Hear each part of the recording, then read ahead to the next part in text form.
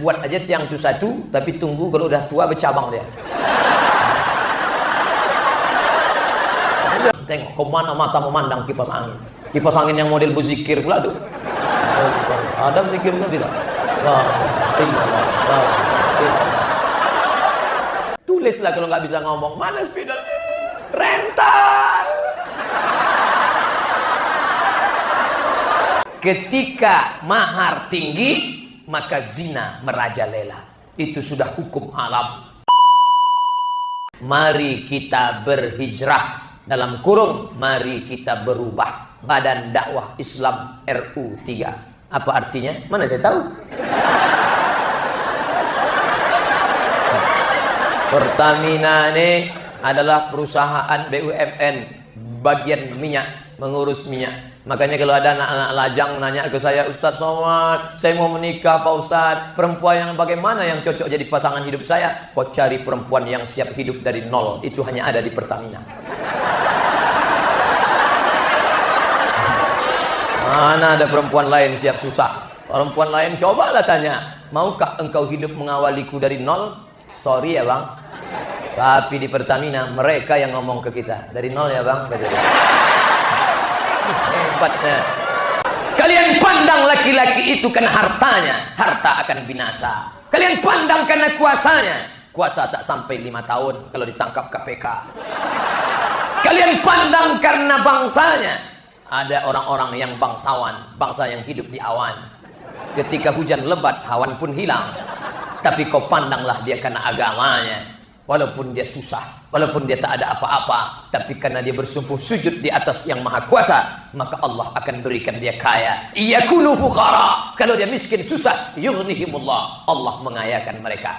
Ini motivasi buat yang muda-muda, yang belum nikah, jangan kalian putus asa. Karena banyak sekali sekarang, karena kasus sulitnya pekerjaan, anak-anak lajang ditolak calon mertua.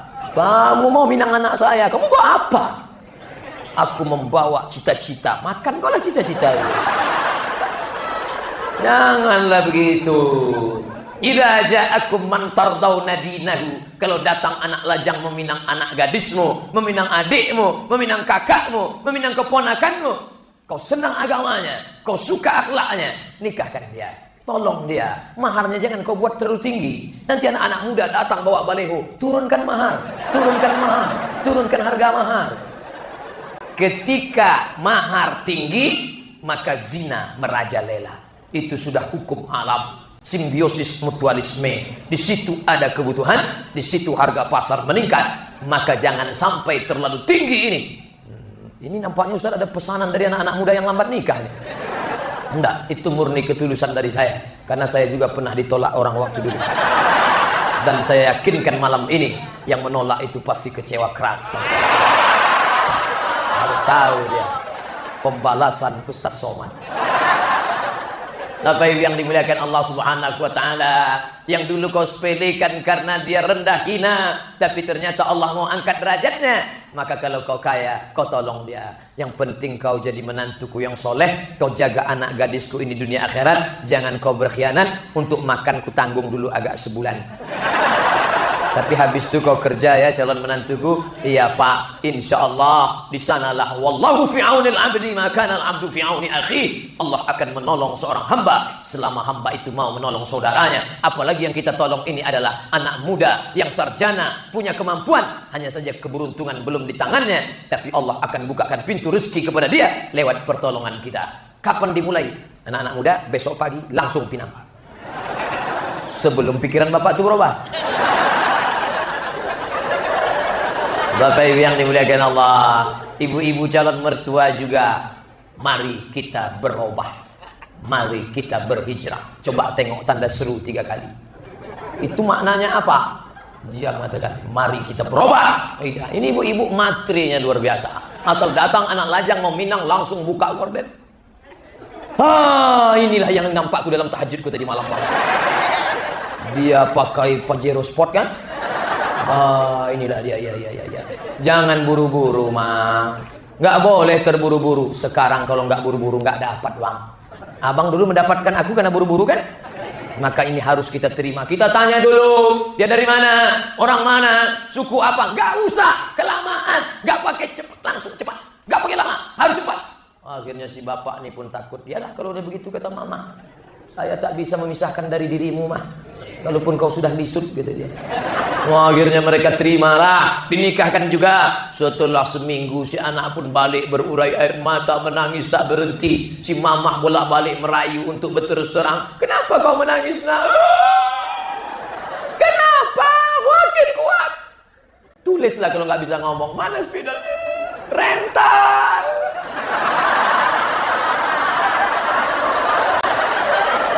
Inilah akibat materialisme. Kalau kau cari akhirat, dunia akan bersimpuh di tapak kakimu. Tapi kalau kau jual akhirat, celaka 12. Dunia tak dapat, akhirat melayang, dan rental pun menarik. Karena cukup seminggu saja. Apa yang terjadi? Maka tak terlalu menarik untuk diceritakan. Hidup yang sekali penuh dengan penderitaan. Coba kalau kau dapat menantu Qori yang suaranya tadi, Masya Allah, saya mendengarnya, Allah, Allah, hanya itu yang keluar dari mulut saya. Kenapa itu yang bisa ucapkan? Kenapa saya sebut Allah? Mulutnya sama, lehernya sama, tapi yang keluar kok lain. Bismillahirrahmanirrahim. Kata dia, oh gitulah, tak mirip kan? Biasa suara Qori dari Palembang. Ulama-ulama besar datang dari sini. Kitab Sayrus Salikin ditulis oleh, ini saya agak bangga sedikit, Syekh Abdul Somad Al-Falimbani. Masya Allah. Tadi datang grup WA, teman menulis, Ustaz Somad, Ustaz Somad, ya ternyata ulama besar Palembang tuh namanya sama dengan Ustaz ya, kata dia. Dalam hati saya baru tahu ente. Bapak Ibu yang dimuliakan Allah Subhanahu wa taala, mari berhijrah, berubah cara pandang kita melihat hidup yang selama ini dunia. Sampai kemana dunia ini? Celupkan tanganmu ke dalam air, tarik ke atas. Nampak menetes? Itulah dunia. Yang kau nampak setetes, itulah dunia. Kalau kau dapat, kau jangan bangga karena kau cuma dapat setetes. Kalau tak dapat, jangan sedih karena yang hilang pun cuma setetes. Anak-anak muda, besok pagi kalian bawa HP, pergi ke tepi sungai. Jongkok kalian, pasang HP di sini, pasang, cari tiang-tiang. Kalau tak ada tiang, galah potong, celupkan tangan ke sungai. Hai saudaraku, yang setetes ini dunia. Kalau kau dapat, kau jangan bangga. Tapi kalau kau tak dapat, kau jangan sedih. Inilah dunia, adalah akhirat. Itulah sungai yang begitu panjang. Bagi yang suka, tolong like and share. Bukan susah buat video streaming itu. Langsung upload Instagram, Twitter, BBM, YouTube. Tutup HP, nanti malam tengok berapa yang like. Baru 4 orang. Kau tak mesti berceramah jadi ustadz yang besar, tapi pesan-pesan singkat engkau bermakna buat orang. Orang yang selama ini menganggap dunia. Nabi mengatakan, wala taj'alid dunya akbara hammina wala mablagha ilmina. Jangan jadikan dunia sebagai harga ilmu kali. Jangan jadikan dunia obsesi tertinggi hidup kali. Tapi dunia jangan kau tinggalkan. Jangan balik dari sini, saya tidak mau. Nah, ini penting nih. Jangan pulang dari pengajian ini, semua jamaah ini meninggalkan dunia. Besok pagi istrinya membangunkan dia, bang, bangun bang, ayo kita jaga toko. Sudahlah bu, toko itu kita tinggalkan saja. Dunia itu semua. Nah, ya hari Senin kamu kuliah kan? Saya udah meninggalkan kelas ya. Kenapa? Dunia itu semua. Oh jangan, dunia ini harus direbut. Tapi jangan sampai hatimu dipenuhi oleh dunia. Kau punya mobil yang mewah, mantap, tapi dipakai untuk apa? Menjemput dan mengantar Ustadz ke airport. Berwibawa Ustadz Somad. Yakin buka kaca? Coba kalau dijemput pakai mobil ayam. Gerobak di belakang, ayam. Buka pintu satu tak pakai AC. Begitu kaca dibuka, mogok. Saya ceramah di salah satu provinsi di Riau, di provinsi di Kalimantan. tepatnya di Pontianak, Kalimantan Barat, kami Pak Ustadz membuat sebuah komunitas pengusaha-pengusaha orang kaya muslim, dan ini pula ulama-ulama. Selama ini ulama sibuk dengan ayat hadisnya, pengusaha bisnis dengan bisnisnya, sehingga ada dua yang terpisahkan. Kami satukan menjadi satu. Kami buat acara tabligh akbar. Ini meminjamkan, saya tak pandai ceramah, tapi mobil ini pakailah lengkap dengan bensin-bensinnya. Saya tak pandai ayat, saya tak tahu, gunakan ini untuk menolong agama Allah. Jadi jangan pahami bahwa berdakwah itu mikrofon, suara, ceramah, mimbar, kursi. Bukan. Apa yang kau gunakan untuk menolong agama Allah subhanahu wa ta'ala. Allahu Akbar. Begitu ke depan. Jadi jangan anak-anak ini mau diperekam semua harus jadi ustaz. Kamu harus jadi ustaz. Aku ingin kau macam Ustaz Somad. Kata anaknya, aku nggak mau. Nanti aku kurus macam dia kan. Anak itu tanya baik-baik. Nah, ini ada gambar. A. Abri. B. Polisi. C. Cendekiawan. U. Ulama. Kau pilih yang mana? Aku mau jadi bisnismen. Silakan. Masukkan dia ke SE. Sarjana Ekonomi. Fakultas Ekonomi. Habis itu dia akan ambil S2. Habis itu akan S3. Osteller. S cendol. Memang anak bubuk sekarang bisnis apa? Ya, anak saya sekarang sedang usaha esteller lah. Masa taman S3 ekonomi esteller? Memang dia esteller, tapi impornya 3 kontainer satu hari. Bisa ibu berenang dalam esteller itu saking banyak. Seluruh esteller di dunia ini dia yang memproduksinya. Esteller corporate. Bisa. Kenapa tidak? Bisnis internasional. Jangan lagi kita berpikir secara kecil, tapi luar biasa. Kamu nggak kuliah? Aku nggak ada dana. Terus ada tanah kosong, aku tanam karet sama kelapa sawit. Masa hari gini masih lagi berkutat di tanah, kotor, bau, ada cacing, ada kuman, ada pacat, ada tikus. Apa kerjamu sekarang? Ya itulah ngurus itu. Berapa hektar? Malu nyebutnya. Sebut aja lah, ya sejauh mata memandang. Biasa. Maka pakai kekayaanmu menolong agama Allah. Saya sholat di salah satu masjid. Allahu Akbar. Bangkit dari ruku. Berpasir. Lantainya semen kasar, tak ada keramik, tak ada semen halus. Tapi di masjid Pertamina coba tengok, bukan cuma lantai berkeramik, memanjat sampai ke atas. Andai melekat ini naik ke atas.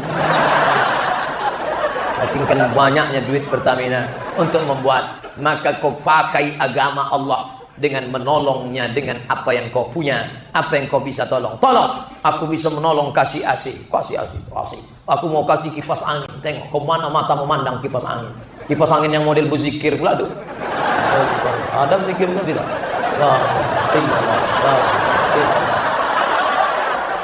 Biasa. Ustadz ini nampaknya ceramah, tapi kunci ceramah Ustadz Somad ini saya lihat letaknya di mikrofon. Kalau sudah mikrofon hancur, hancur ceramah dia. Maka saya harus berikan mikrofon ke masjid. Makanya malam ini semangat ceramah. Coba kalau begitu ceramah. Assalamualaikum warahmatullahi.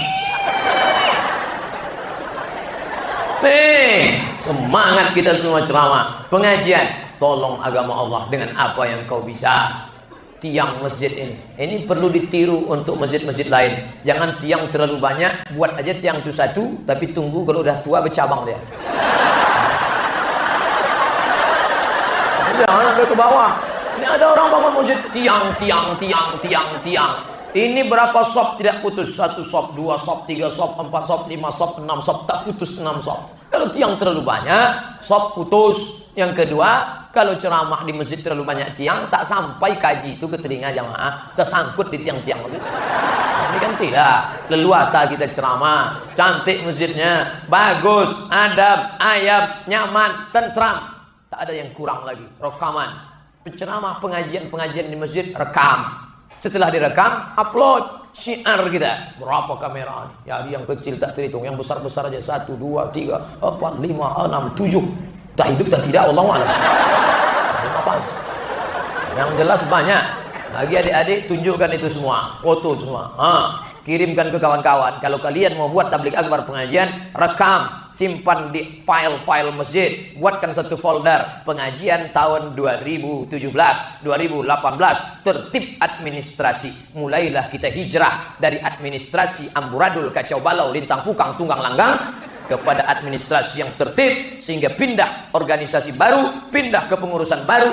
Anak-anak yang lama dia buka file-file lagi. Ini file ceramah tahun berapa nih? Tahun 2017. Coba buka satu-satu siapa aja Ustadz yang diundang. Kepengurusan tahun berapa nih? 2037. 20 tahun sudah umur filenya. Pas mereka buka, ini ada Ustadz yang mantap yang satu ini. Yang lain-lain tak macam ini gaya. Siapa namanya? Mereka lihat di baleho. Tak pula ada nama saya.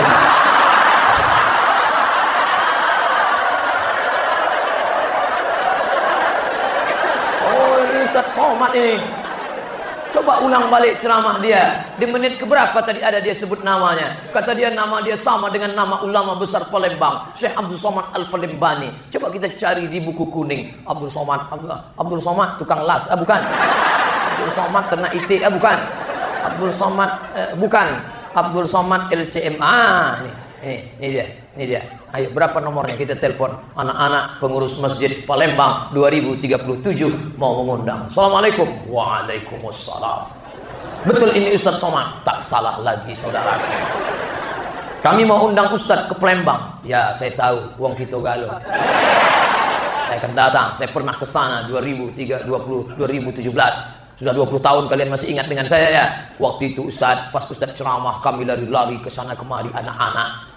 Saat itu kami tak tahu, tapi sekarang kami sadar. Kami kembali ke masjid karena kami ingat ayah, emak, ibu, bapak kami membawa kami ke masjid. Orang Melayu berkata, dari kecil terlonjak-lonjak, sudah besar terbawa-bawa, sudah tua terubah tidak. Kami ingin balik lagi ke basic kami yang lama. Anak-anak muda nun yang di belakang, nun yang di luar, nampaknya mereka tak menghiraukan, tapi sebenarnya malam ini pelajaran luar biasa terekam dalam hati benak mereka. Aku pernah dibawa ibu ayahku ke masjid, maka mereka akan menjadi pengurus masjid, mereka akan menjadi ketua masjid, mereka akan menjadi bupati, camat, wali kota. Di tahun 2037 mereka akan perjuangkan Islam ini di Sumatera Selatan, insya Allah.